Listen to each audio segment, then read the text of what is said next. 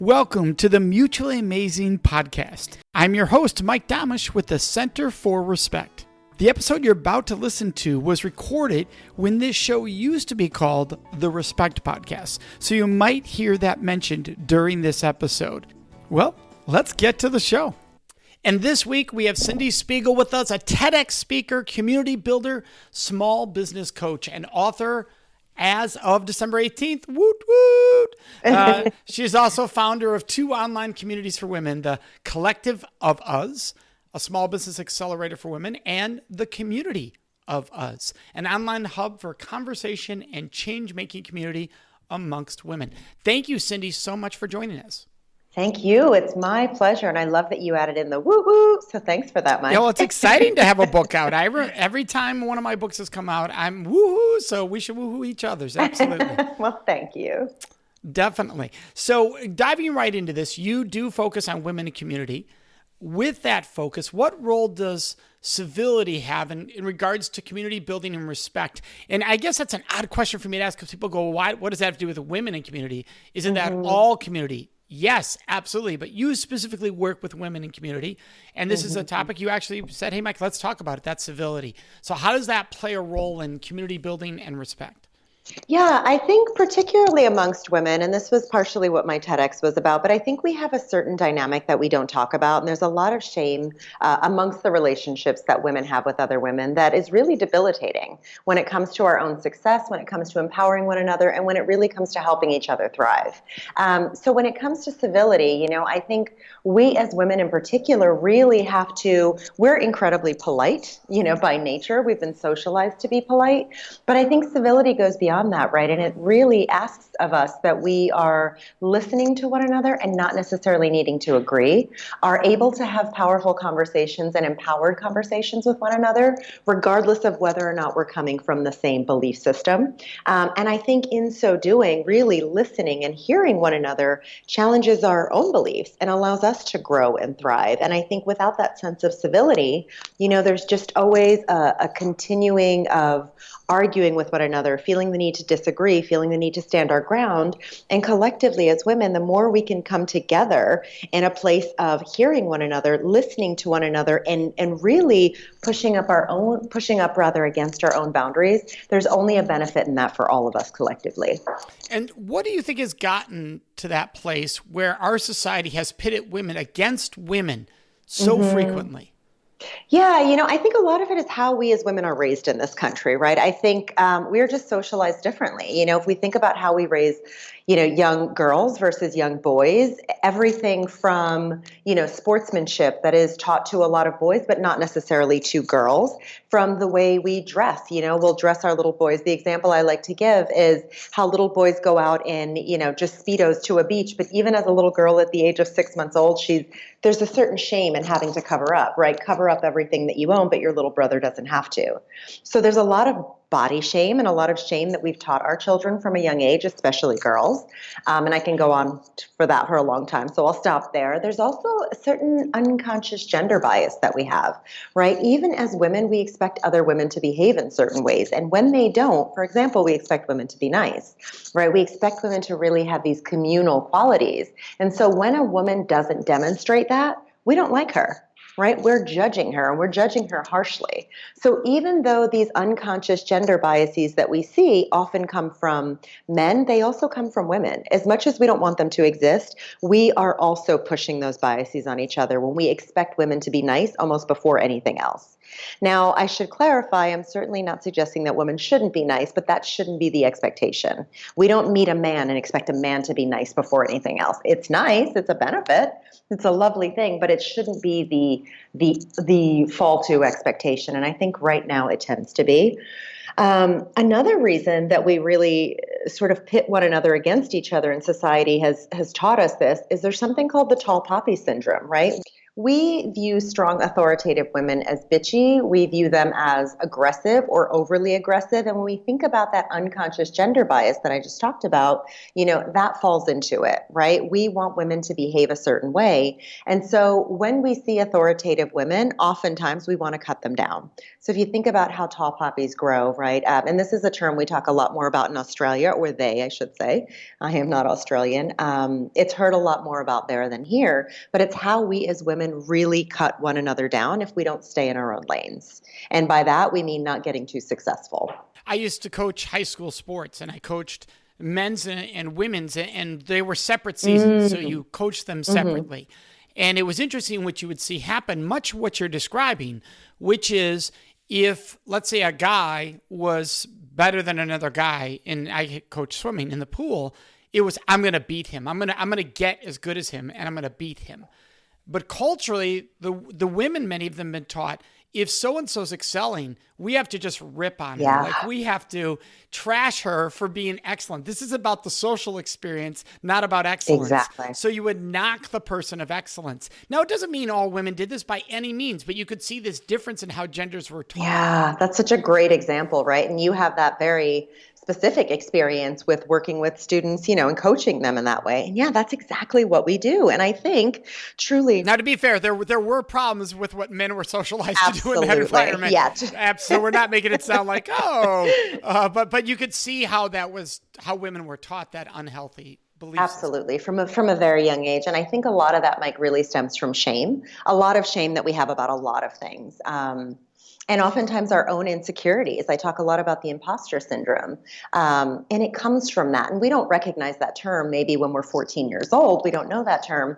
But it's that feeling of we don't expect to succeed, right? We don't really understand how to be in our best self. We don't understand how to win and be okay with winning. And so we constantly feel like we're failures, no matter how successful we become. And I think that all comes back to really how we pit against other women. And so much of it stems from ourselves, not just from the way we were socialized. And so you build these communities, these online communities. What is key to moving forward with those struggles for women and bringing them together at the same time? Yeah, so I think the very first thing that's key, especially in building these communities, is first and foremost, I ask women to be very clear about how they feel, to recognize their own thoughts and feelings about other women.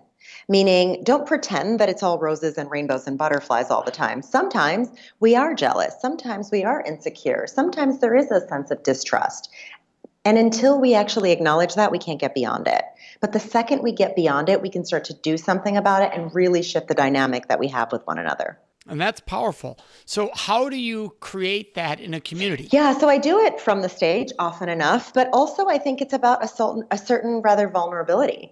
And when I approach any new community that I'm building, the very first thing I will do is admit how I have felt.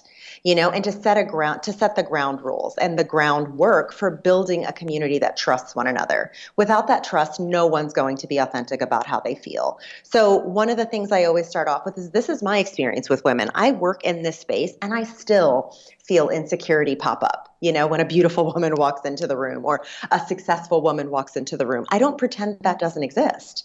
And in so doing, I am giving these other women permission to acknowledge that as well. Now, let me be clear. By acknowledging it, it certainly doesn't mean that it doesn't mean that it's something we want to perpetuate. It simply means that we are acknowledging what is. Right? We are then, the next step to that is really redirecting those feelings and understanding that those insecurities are never about the other woman. It's always about us, right? So first we're recognizing what is, and then we're redirecting those feelings and taking responsibility for the thoughts that we have, because we can change our thoughts. Yeah, it's having that mindfulness in that moment of why am I projecting this? Why am I getting so angry right now?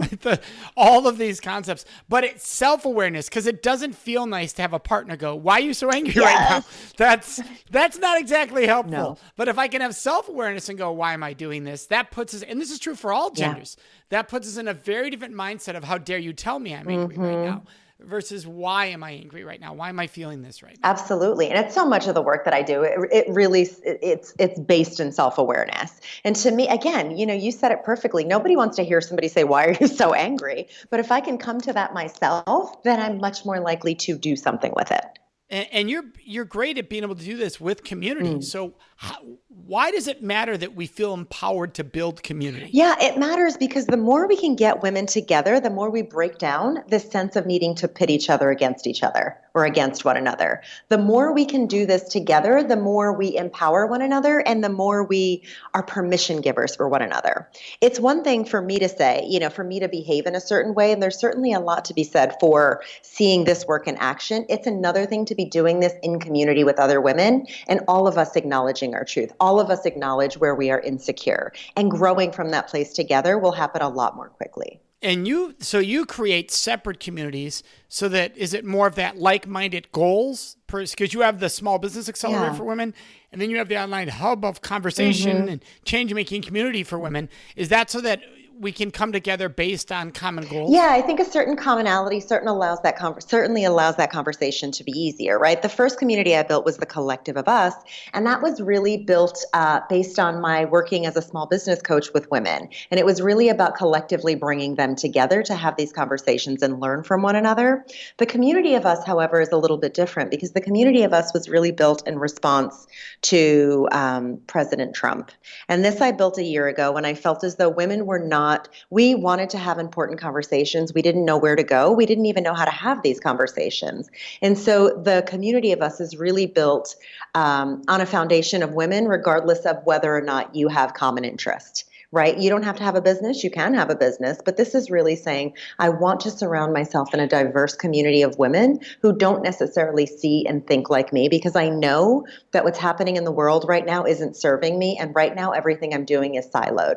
So I need to really explore outside of that. And this is where they come for that. Curious, do you find in that community, does it draw both people who are supporters? Yeah. Or is it mainly people who no, I cannot stand? Yeah, that's a very good question. Do you draw a little bit from all, or is it mainly nope, this is our audience? So interestingly enough, no, I do not draw Trump supporters. I am a black, white Jew with a gay brother. I do not draw in Trump supporters naturally. With that said, it's not, we don't talk about politics within the community. That's essentially how it started. That's where I got the idea to start this community. But there are women within the community that have very different beliefs, right? They're different colors. They're different, they speak different languages. They're from all parts of the country. These are women that would never cross paths with one another in their regular lives. So the idea is bringing these or building this diverse community, but it is not, the foundation is not who you voted for. In fact, I don't care who you voted for. Because who we are, beyond who we voted for, are human beings. And that's the core of where I want to start from in order for us to really change the outlook that we have on our beliefs, the outlook that we have on this country and what is possible, and really in the greater world. And we need to do that regardless of what we believe in, who we voted for, or what color our skin is. Yeah, we talk often about the show that every human being deserves to be treated with dignity and respect.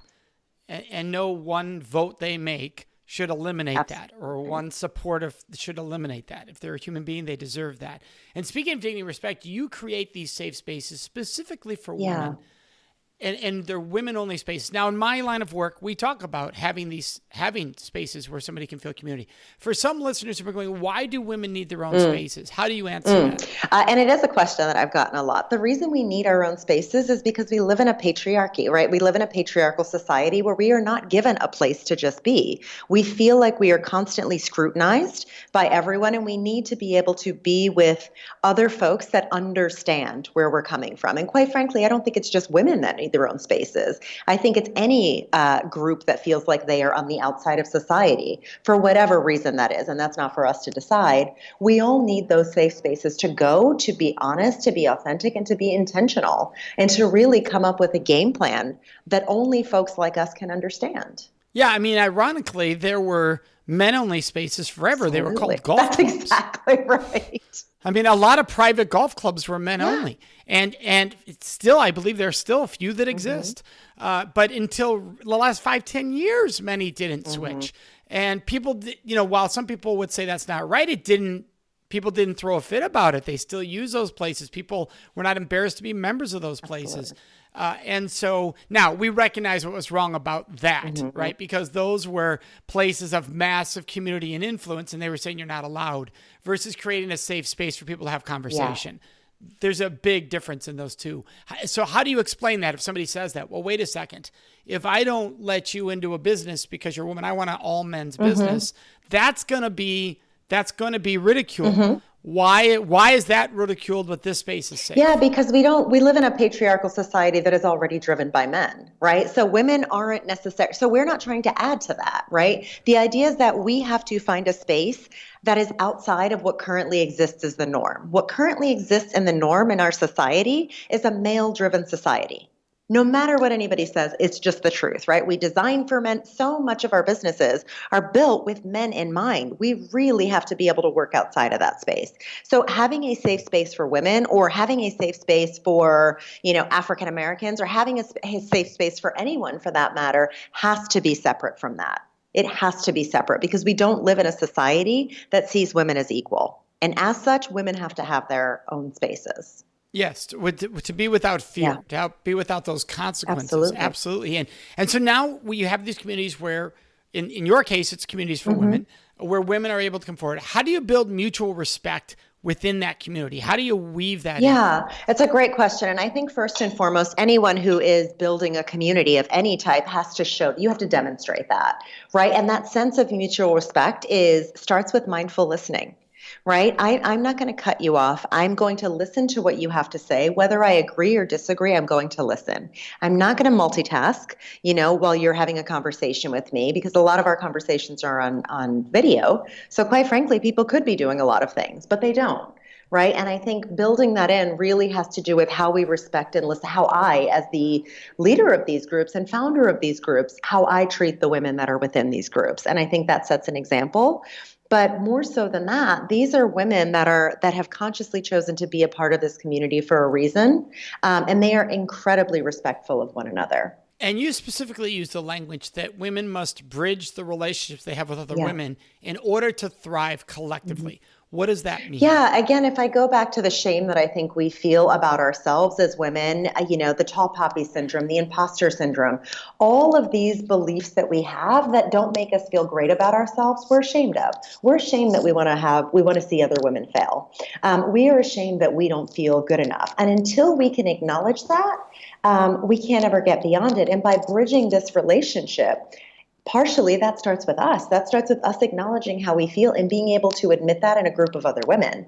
So here's something I do at the start of a lot of my talks, right? I will ask this one question and I say, how many women in the room have ever wanted to see another woman fail? Now, oftentimes what I'll do is I won't put my hand up. No one will raise their hand. The second I put my hand up, I kid you not, every single woman in the room raises her hand. Because we've all wanted to see another woman fail. And we are so ashamed of that we'd rather not admit that out loud. But the second we do, it empowers us to take a certain level of control back over how we see other women. And when we can laugh at ourselves and at the things that we've been ashamed of in the past, it certainly changes the way we perceive ourselves and perceive one another. And that will slowly build that bridge to say, I don't not want to think about you this way. I don't only not want to think about you. I want to help you thrive. But we first have to get over our own stuff and our own shame. And so let's say someone's listening and going, all right, Mike, I don't identify as a woman. How can I be of support to this journey? First, listen, right? You don't identify as a woman. So when a woman says she feels a certain way, believe her. I cannot stress that enough. Do not get defensive. Do not argue or try to make excuses as to why she feels a certain way or why a behavior has taken place. Simply listen. Start there. Yeah, because we want to make it personal, don't we? I mean, we want to make it like, are you saying I did that? Or how did I do that? Instead of just realizing this person's having emotions and feelings that are natural. It might not be about you at all. Now it might be, but it might not be about you at all. We tend to want to think it's about us or that we can solve it. So instead of listening, we're solving it. Yeah. And I think that is more likely the case, right? When we're talking to somebody who identifies differently than us, they want to fix it. First, there's a certain defensiveness, right? As in, I have to defend myself, whether or not I'm talking about you or not. There's the sense of having to defend, but then there oftentimes comes in, I want to fix. And we as women we can handle a lot of things on our own, right? Sometimes we just need to be able to speak our truth and not be judged for it. And that is incredibly powerful. How did you get to where you are today? What was your journey to here? Yeah, so interestingly enough, I worked in fashion for 15 years. And that was my career. I loved what I was doing. And what I realized, or I saw very early on in my own career, was that women would step on each other. We weren't trying to help each other succeed. We would step on each other because essentially it was like the last man standing is the one who will be the most successful. And probably 2 or 3 years ago, before I had left my career at that point, which I left 5 years ago, I really started to do a lot of self-work, a lot of trainings and yoga teacher training, for example, not to become a yoga teacher, but really just to understand the philosophy. I started to really get into exploring what I believed, my own belief system. And as I did, I realized that it wasn't in alignment with the work that I was doing in the world. And so the way I built my first community was literally by going out on social media and saying, I think we as women really need to come together to talk about how we're running our small businesses. Is anyone interested in this? And that was how the collective of us started. And that was, I believe it was 3.5 years ago, and it has just exploded since then. And I've been asked to speak about this topic, and obviously speaking is a big part of what I do. But it really started from a social media post that was inclusive and wanting to have this conversation with women. So it was a social media post you put out to somebody who want to have this conversation. Yeah. A bunch of people said, I'd love to have this conversation. But from there, you actually have to build a community. You have to create a space. How did you get them to actually go and join the community? Because that's a whole different, it's like when people said, oh, if you put a podcast out, I'll listen to every episode. And everybody knows that that's not going to happen typically. Or, oh, if you make that one piece of clothing, I'm going to buy it. And they don't buy it. So what happened that you got them to take action? Yeah. Well, the very first thing to understand is that the collective is different, right? And so the collective is what I'm talking about, is started on social media. And that was several years ago. So by the time the community of us started, I had already built a social media following, and I had already had the credibility. So folks knew that this is work that I do every day, and it's the way that I live every day. And so there was a certain credibility. But when it comes to starting any community starts with one other person. So I didn't think about this and say, how can I get 900 people to sign up? I thought, how could I get one other person to join this conversation with a perfect stranger? And I put that out on social media. I sent that out to my newsletter, and slowly people started to join. And then it was word of mouth from there. I love that, because we do get caught up in how to, when you have a podcast or you have an online community, you easily can get caught up in, how do I get 100 listeners? How do I get 1,000 members? And it is, what I love about what you said is that all that you need is one other. There needs to be two of us to have a conversation. And I think what we often forget about is, if that one other enjoys the conversation, you can ask them, who would you like to invite in? That's right. And now and then they ask, who do you want? And now we're multiplying. I love that. So brilliant. When I first started the collective of us, actually, that was part of what I asked of women when we went through the first round of it. I said, if you love this, I would ask that you write a blog post and you talk about it. If you don't love it, then I just ask that you give me your honest feedback. But I asked for that up front, right? And that's actually what led to the success of the collective of us several years ago, was the women in the collective of us. It wasn't me. I didn't have a following at the time. I just had an idea, and I was able to facilitate a really powerful conversation. It was via the word that these initial 20 women spread. That's powerful. So it did start with those 20. And so how many are you at now? It's 120, and that's only because I only allow in 20 at a time, and I only launch it once a year. That's the collective of us. The community of us is bigger and will continue to grow, but the format will be changing in the new year. Well, that's exciting. I mean, that every year you fill. That's fantastic. So congratulations. Thank you. No, it's a powerful group, and I really had to consciously decide. The goal with the collective of us is not to grow it to a substantial number. It's to keep it an intimate group of women who really build solid community. Yeah, that's awesome. And of the books you recommend people to read, 2 of them I'm very familiar with, one not as much, but Braving the Wilderness by Brene Brown, Tribes by Seth Godin, very familiar with both of those. When Things Fall Apart by Purna Chodron. Now, I know of it's Pema Chodron. Pema. I've always said that wrong. Okay, thank you for that. I've always known of Pema Chodron. But not this book. So could you explain what about this? Yeah, When Things Fall Apart. So Tribes is obviously, it's more in the sphere of business. Braving the Wilderness, self-help. Pema Chodron is, I want to say she's a Buddhist monk. I could be wrong about that, but I think she's a Buddhist monk. I have gifted this book more times than I can count. And I haven't read it actually in a very long time, but I have to tell you, it's one of those books that makes us realize how, this is going to sound negative, so bear with me, how small we are in the world. Meaning in relationship to everything that's happening around us, how we fit into the greater world. And when things fall apart, really teaches the message that we're always going to be able to get back up. We're always going to be able to figure it out. And she does it from a very philosophical way that is incredibly understandable for folks, whether you consider yourself spiritual, religious, or not. And I think it's Yeah, what I love about how small we are in this world is it takes the stress off. Like, hey, get over yourself. Mm-hmm. You don't have that much control. You don't have that much say in the world. So take it easy.